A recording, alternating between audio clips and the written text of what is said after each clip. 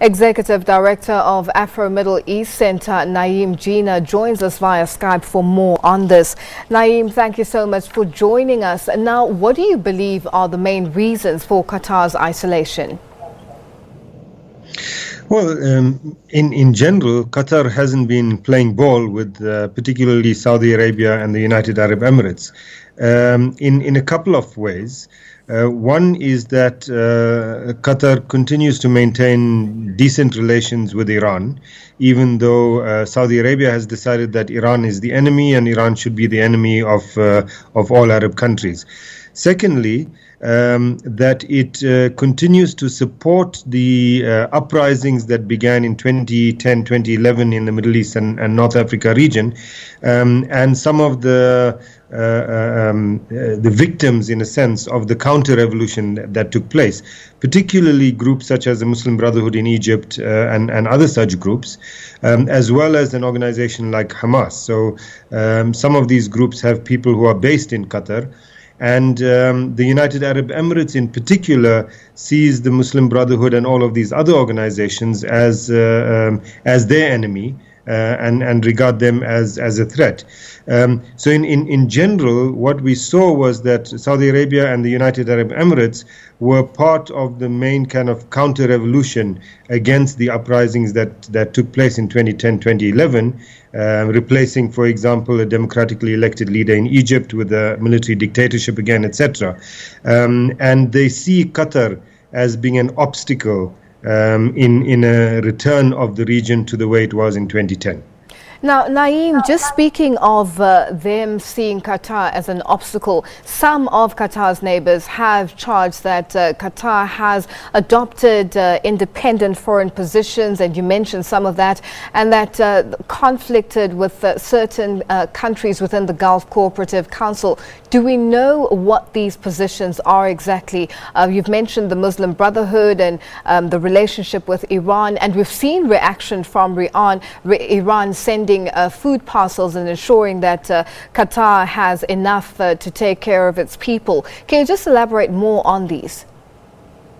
Well, these are the two big issues. The Saudi Arabia and the UAE want to try and ensure that there's a unity in the Gulf, among the Arab Gulf countries, against Iran on the one hand, and against the Muslim Brotherhood and such organizations on the other. And Qatar is not going along with that. So that's the big issue that they're looking at.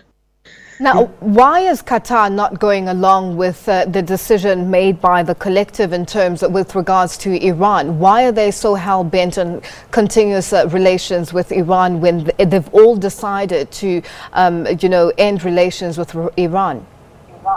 No, this has not been a collective decision. It's a decision that Saudi Arabia and the UAE want to impose on the other countries.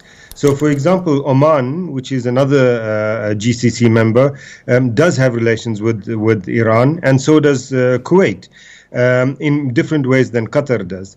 But neither of these two countries in general want to project an independent foreign policy, which Qatar does want to do. But for Qatar, maintaining relations with Iran is extremely important. Iran is really kind of across the pond from where Qatar is located.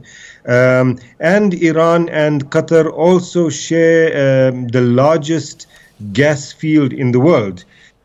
The North Dome South Pars gas field in the sea, which Qatar owns 2/3 of and Iran owns 1/3 of, but it's one large gas field, and they have joint agreements around that. So Qatar can't simply afford to throw away all its investment in that by regarding Iran as the enemy. So even though they have differences, Qatar and Iran, for example, around the issue of Syria and other things, they still maintain those good relations. Now, Naeem, for its part, Qatar has accused Saudi Arabia of seeking to dominate the smaller neighbors. Does this accusation hold any water? Absolutely does. I mean, since the founding of the GCC, Saudi Arabia has attempted to be the dominant partner in that council, in that partnership, and currently continues to want to impose its views on the other members of the GCC, but not only on the other members of the GCC. It wants to impose its particular position on all the Arab countries. We've seen more recently that it wants to impose its position on all countries that have large Sunni Muslim populations as well, particularly with regard to its opposition to Iran. So Saudi Arabia has played that role in the past. And it does that through pressure on various countries, as it has attempted to do with Somalia recently. It does it through bribery. It attempted to buy Somalia's support on the Qatar issue with an $80 million bribe, and it does it with all kinds of other support that it gives to various countries. That, I think, is changing now. There are many countries who are now beginning to be more questioning about whether they should simply give in to the demands that are being made by Saudi Arabia on them, particularly against other countries that they have good relations with. Now, what do you make of suggestions that the abrupt isolation of Qatar could have been spurred by the recent visit to Saudi Arabia by US President Donald Trump? Well, there most certainly is a link. What happened when Trump visited Saudi Arabia in Riyadh? He had his meetings there, and Qatar, of course, was represented there by the Emir of Qatar. But in his speech, there were two important points that Trump made that relate to the current issue.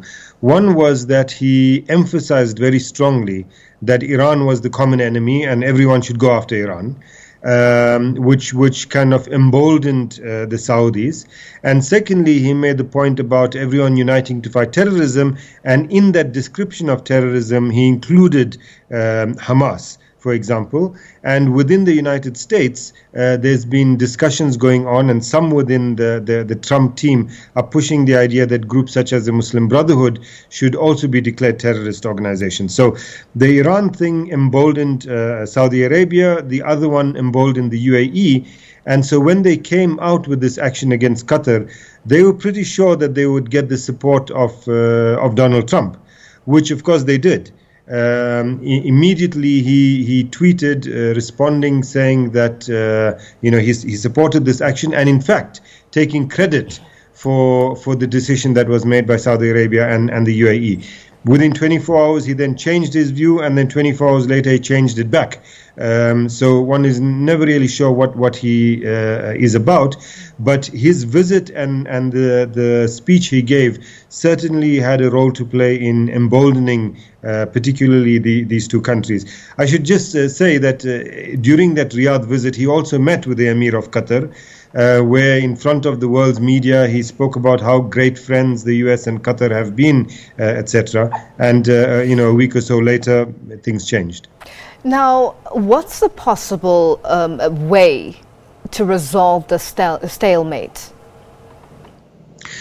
There's a couple of possibilities. One is that Qatar moves closer to Iran. And kind of forms an alliance with Iran. I don't think that would be what Qatar will do. It wouldn't be a very smart thing for it to do, because it needs to remain within the Arab Gulf community as well.